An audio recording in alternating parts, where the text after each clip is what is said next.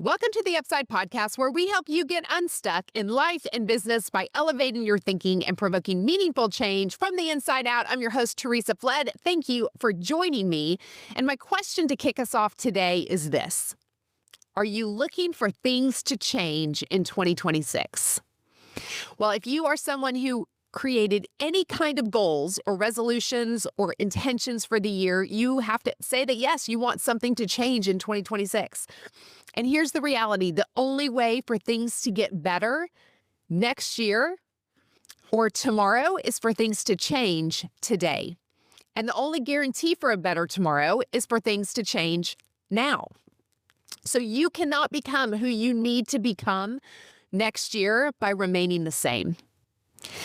And if you missed episode 1 of this year, we talked about the 5 identities of who we must become to accomplish all of the things that we want to accomplish this year. And one of those identities was becoming a person who loves change. And I encourage you, if you didn't listen to it, go back, listen to the full episode. We talk about the idea that we have to become somebody different to accomplish the things that we want to become. But change is such a huge piece of that, because the very essence of growth is change. You cannot grow without changing. And yet so often we're adverse to change in our lives. I know a lot of us have said over and over, I'm not a change person. I dislike change. I don't like to change. And we resist the very things that move us forward. Well, why is this? Because change at its core is uncomfortable. Even the best changes in our lives require us to let something go. So if you are married, you understand this. Marriage is a wonderful change. You anticipate the day. You get so excited when you get engaged. You anticipate the day that you get married. And then once that happens, everything changes.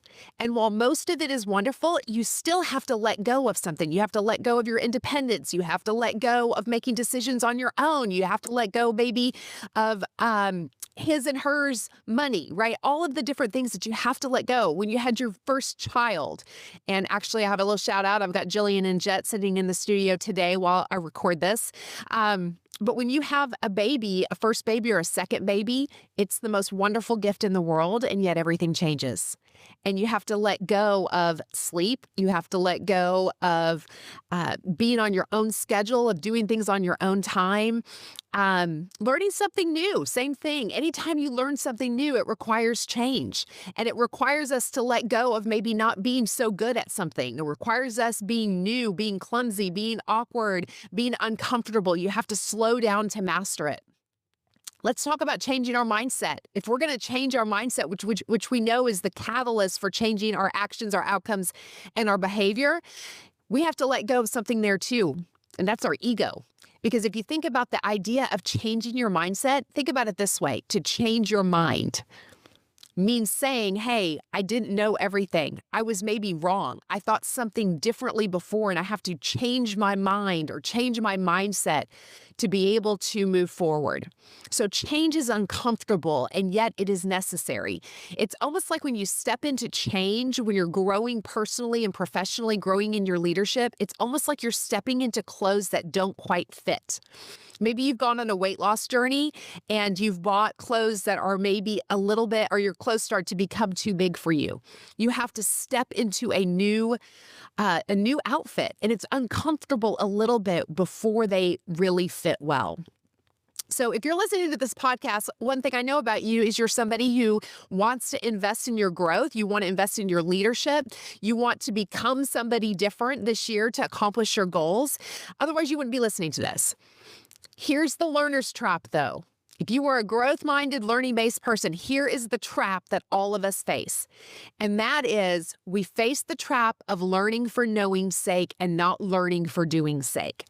Meaning, how many books are we going to read? How many podcasts are we going to listen to? How many seminars or classes are we going to attend before we get into action? And we talk on this podcast all the time. The first episode of this year went back to about how all success happens inside to outside. But don't be mistaken. Inside to outside change doesn't mean that we're not taking action. It's not just this ethereal idea. We still have to get into action. It just means that those changes happen because of how we think, because of how we operate. So internal change is still active and not passive.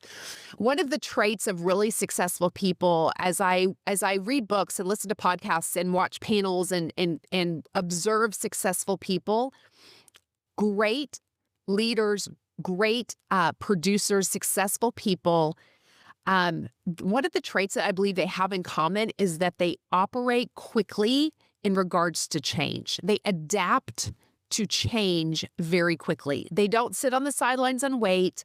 They don't ponder. They don't have to hear something a million times before they take action. They learn, they listen, they learn, and then they move forward. So speed in business is not just about efficiency. Now, efficiency is incredibly important. That's a whole nother episode. Talk about systems and efficiency and scalability. But speed in business is also about speed of implementation, meaning how quickly do we learn and then implement? How quickly do we adjust our behavior when we understand that something is off? How many times do we have to hear something before we move and take action? How willing are we to change our mind and to change it quickly? How fast will we execute before we understand something completely or before we have it perfect? And remember, one of the identities, if you go back to episode 1 of this year, is that we're going to quit being people that have to be perfect. Why? Because if we're going to adapt quickly to change, if we're going to not just be learners for knowing's sake, we're going to be learners for doing sake, for actually changing and making things happen, then we're going to have to get comfortable with being not perfect. We waste a lot of time and energy. I want you to really think about this. We waste a lot of time and energy by resisting change we need instead of embracing it. We spend a lot of time and energy. And remember, you only have so much energy. Why are we tired and exhausted all the time? Sometimes it's because we spend that energy and that time focusing on things that are out of our control, focusing on things that aren't productive for us. And when we resist change that we know we need, when we go and we learn something, we have an aha, something triggers, and we say we need to make that adjustment in how we think and how we act and how we're showing up in the behaviors, and we negotiate with ourselves over and over, we're expending energy that is wasted. So if you are someone like me who wants more energy in 2026, then increase the speed in which you adapt and change. Implement faster. Learn and then do. Implement faster.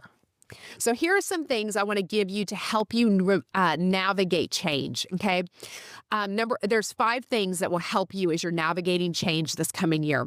Number 1 is I want you to change before you have to. So often we wait for big life moments that require us to change. So a great example of this would be a medical diagnosis. We know for a long time that we need to get our weight under control. We need to start exercising. We need to build muscle. And we don't make those changes until we have a health scare or until we have a really hard conversation with the doctor.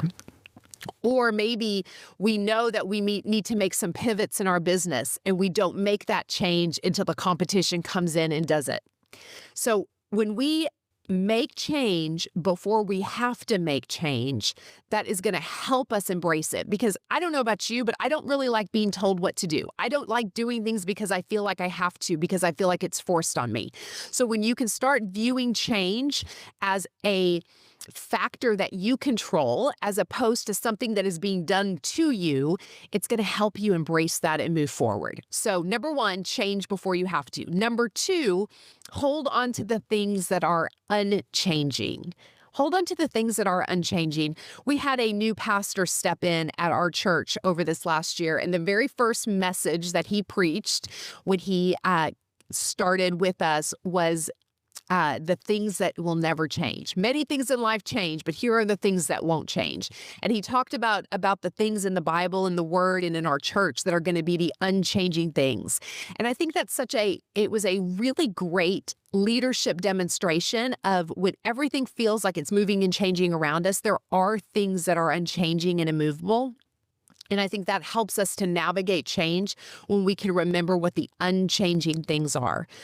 Number 3, start mentally connecting change with growth. Instead of thinking of change as a scary thing, start in your mind, every time you think of change, think of it as growth. It doesn't mean that all change is growth and all growth is change, right? Because you cannot grow without change. And so mentally start connecting those words so that the idea of it starts to soften. You start to see the end picture, not the messy middle. Number 4, remember that change is uncomfortable because it's new, not because it's bad or because you're not good at it. It is always just going to be uncomfortable because it's new. It doesn't necessarily mean it's not good, and it doesn't necessarily mean you're not going to become great at it. It is just new, and so it's uncomfortable. And then number 4, remember that all change eventually settles into a new normal. Now, this is also a catch-22 because then when we hit that new normal, we have to decide again what needs to change for that growth. But remember, all change eventually becomes a new normal. So if you have change that's happening in your life right now that's maybe change that was forced on you, that you didn't choose, remember you will settle into a new normal. When you step into things this year and say, I'm going to make some big leaps, I'm going to change my mindset, I'm going to step into some different activities that feel uncomfortable, like clothes that don't fit, you will fall into a new normal. Take a deep breath. It will be okay. I promise you it'll fall into a new normal. So remember the 5 things: change before you have to. Hold on to the things that are unchanging. Mentally connect change with growth. Number 4, remember that change is uncomfortable because it's new, not because it's bad or you're not good at it. And number 4, remember that change eventually settles into a new normal.